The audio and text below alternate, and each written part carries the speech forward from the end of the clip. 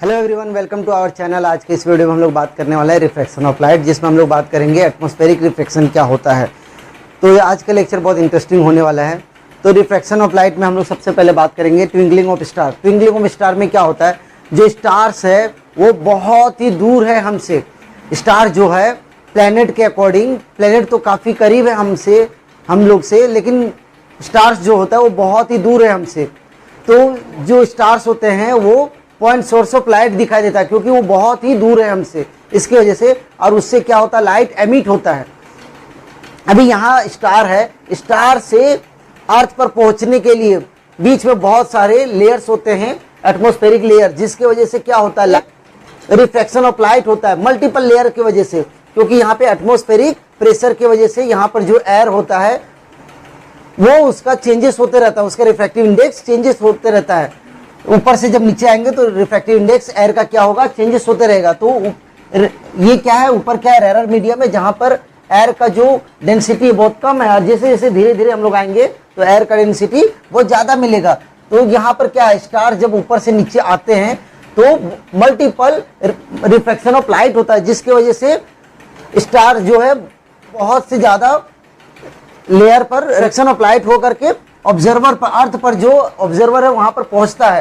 तो इस यहाँ पर क्या, ऑब्जर्वर के पास यहाँ से होके ये कर्व लाइन आ रहा है। एक्चुअली ये कर्व लाइन ना आ करके यहाँ पे क्या होता है, एक टेढ़ी मेढ़ी लाइन से होकर के गुजरता है। वो इसलिए होता है क्योंकि कंटिन्यूसली यहाँ का जो एयर है, कंटिन्यूसली जो अर्थ के ऊपर का जो एयर है, एटमॉस्फेरिक एयर जो है यहाँ पे, उसका रिफ्रैक्शन ऑफ लाइट होते रहता है। तो इसकी वजह से ये कंटिन्यूसली एक जो कर्व पाथ है उसकी जगह पे ये टेढ़ी मेढ़ी पाथ फॉलो होता है, तो जिसकी वजह से रिफ्रैक्शन ऑफ लाइट होता है और स्टार जो है वो ट्विंकल करता है। अगर देखा जाए तो एक्चुअल में देखा जाए तो स्टार ट्विंकल करता ही नहीं है, बट वो इसलिए होता है, वो इसलिए हमें एहसास होता है क्योंकि स्टार से ऑब्जर्वर तक पहुंचने के लिए यहाँ पर बहुत बार रिफ्रैक्शन ऑफ लाइट होता है। तो जिसकी वजह से लाइट यहाँ तक पहुँचने के लिए, स्टार का लाइट यहाँ तक पहुँचने के लिए पहुँचते पहुँचते क्या होता है, वो हमें ऐसा लगता है कि इसका जो प्लेस है, पोजीशन है, वो शिफ्ट हो रहा है, ठीक है। बट एक्चुअल में देखा जाए तो ये यहाँ पर स्टार होना चाहिए, ठीक है। तो ये क्या है, ये रियल है और ये क्या है, एपरेंट है, एपरेंट पोजीशन है। ये स्टार का रियल पोजीशन है और ये एपरेंट पोजीशन, नकली पोजीशन है। तो यहाँ पर क्या हो रहा है, ट्विंकलिंग ऑफ स्टार हो रहा है, ठीक है। अगर उस हिसाब से देखा है तो फिर प्लैनेट में ट्विंकलिंग क्यों नहीं होता है, प्लैनेट क्यों नहीं चमकता है? क्योंकि प्लैनेट जो है वो अर्थ से बहुत करीब है, और जब सनलाइट उस पर पड़ता है तो वो अर्थ पर जो भी ऑब्जर्वर है उसके आंख में आता है।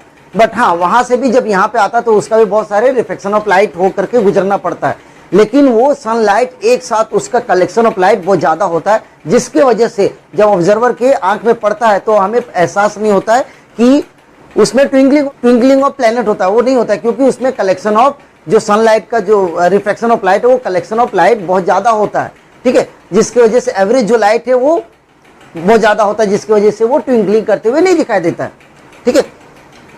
तो इसमें हम लोग ने देखा कि ट्विंकलिंग ऑफ स्टार कैसे होता है और प्लैनेट क्यों नहीं ट्विंकल करता है, ठीक है। तो अभी हम लोग देखने वाले हैं सनसेट और सनराइज क्या होता है। तो अर्थ से टच होकर के जो स्ट्रेट लाइन गया उसको हम लोग बोलते हैं हॉरिजॉन, उसको हम लोग क्या बोलते हैं, हॉरिजॉन।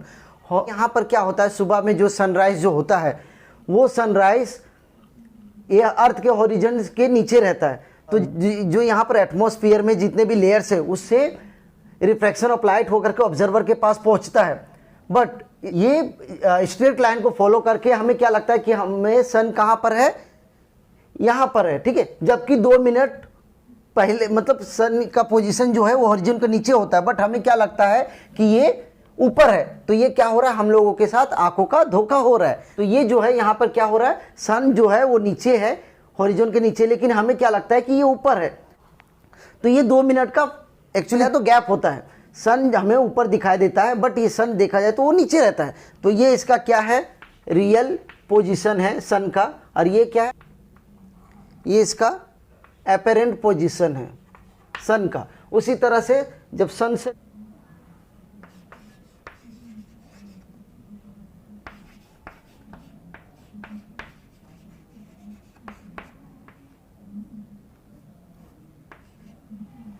जब सनसेट होता है तो सन का जो रियल पोजीशन है वो हॉरिजॉन के ऊपर रहता है, बट अपरेंट पोजीशन क्या होता है, हॉरिजॉन के नीचे आता है। ठीक है, तो ये चेंजेस है, ये भी क्यों होता है, रिफ्रैक्शन ऑफ लाइट की वजह से होता है ये। फिर उसके बाद हम लोग देखने वाले हैं मिराज। मिराज क्या होता है एक्चुअली, मिराज में भी जैसे कि फॉर एग्जांपल बहुत ज़्यादा टेम्परेचर है, बहुत ज़्यादा धूप है, जिसकी वजह से क्या होगा कि हाईवे पे ट्रैवल कर रहे हैं तो आगे का जो रोड है वो हमें क्या दिखाई देगा, वहाँ पर ऐसा लगेगा कि रोड पे पानी रखा हुआ है, बट वो किसकी वजह से होता है, रिफ्रैक्शन ऑफ लाइट की वजह से होता है। अगर होलिका दहन हो रही है और सामने आग को जलाए हुए हैं और उसके सामने जस्ट उसके ऑपोजिट में आग के उस पार अगर कोई ट्यूब लाइट है वो जल रहा है, तो वो हमें क्या दिखाई देगा, हिलते हुए दिखाई देता है। किसकी वजह से, रिफ्रैक्शन ऑफ लाइट की वजह से।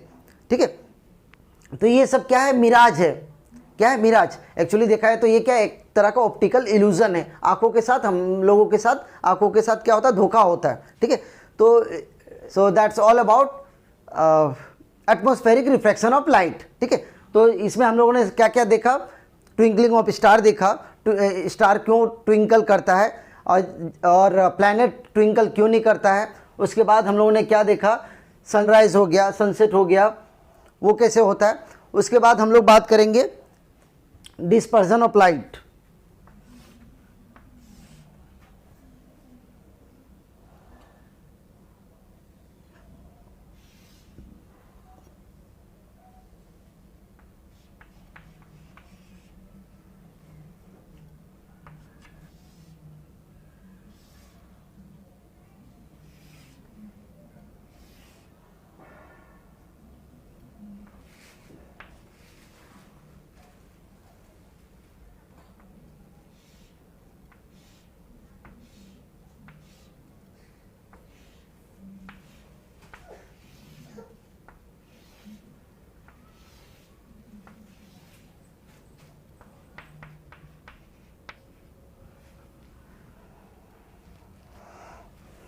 तो इसमें हम लोग देखने वाले हैं dispersion of light. Dispersion of light क्या होता है, यहाँ से एक सनलाइट लिया है, सनलाइट बोलो या फिर वाइट लाइट बोलो, और उसको प्रिज्म से पास किया है। ठीक है, तो यहाँ पे क्या हो रहा है, वो यहाँ से एक सनलाइट जो है उसका सनलाइट सेपरेट होकर के वो कंपोनेंट ऑफ कलर में कन्वर्ट हो रहा है, जहाँ पर 7 कलर का कंपोनेंट में कलर में चेंज हो रहा है।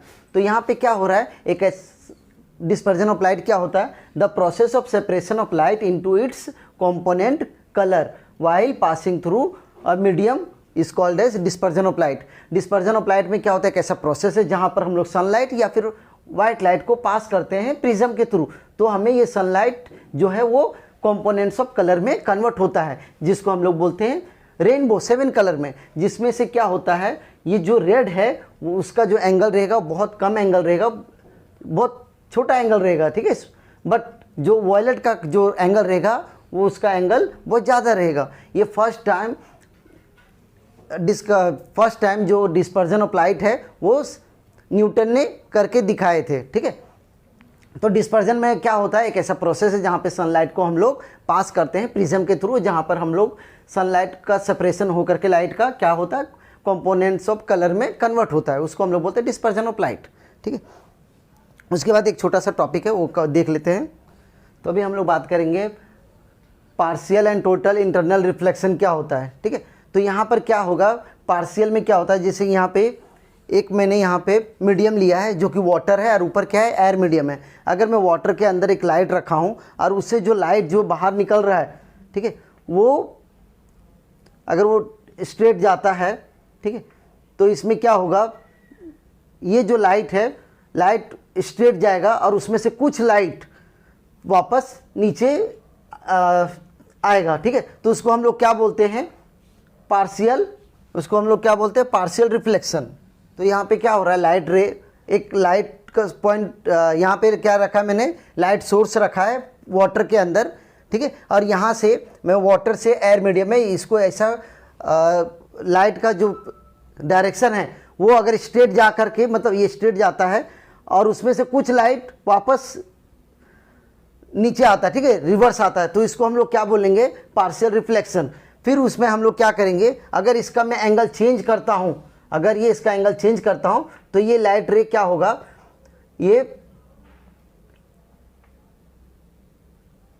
यहाँ पे क्या नॉर्मल है, ये लाइट रे यहाँ पे इंसिडेंट होकर नॉर्मल से क्या होता है, यहाँ से इसका डायरेक्शन चेंज होगा, ठीक है, इसका डायरेक्शन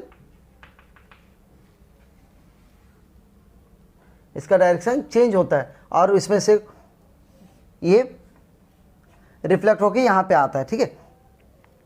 अगर वैसे ही अगर इसको हम लोग एंगल ऑफ इंसिडेंस कुछ इस तरह से रखें और यहाँ पर जो रिफ्रैक्शन ऑफ लाइट है वो अगर 90 एंगल बनता है, ठीक है, अगर वो 90 एंगल बनता है यहाँ पर नॉर्मल के साथ, तो इसको हम लोग क्या बोलेंगे, कोई भी एंगल ऑफ इंसिडेंस से अगर रिफ्रैक्शन ऑफ लाइट अगर वो 90 एंगल पे बनता है तो उसको हम लोग क्या बोलते हैं, क्रिटिकल एंगल बोलते हैं। क्या बोलते हैं, क्रिटिकल।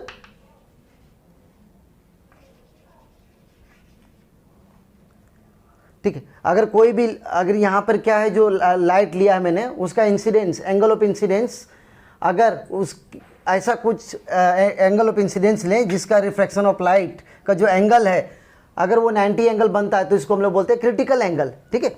और अगर और भी इसका एंगल में बढ़ाऊं, ठीक है, और भी इसका एंगल में बढ़ाऊं तो इससे क्या होगा, इससे ये क्या हो रहा है, ये लाइट टोटली ये डायरेक्शन चेंज हो रहा है यहाँ पे और ये पूरा इसका जो रिफ्रैक्शन ऑफ लाइट है वो वाटर के अंदर आ रहा है, तो इसको हम लोग क्या बोलेंगे, इसको बोलेंगे हम लोग टोटल इंटरनल रिफ्लेक्शन।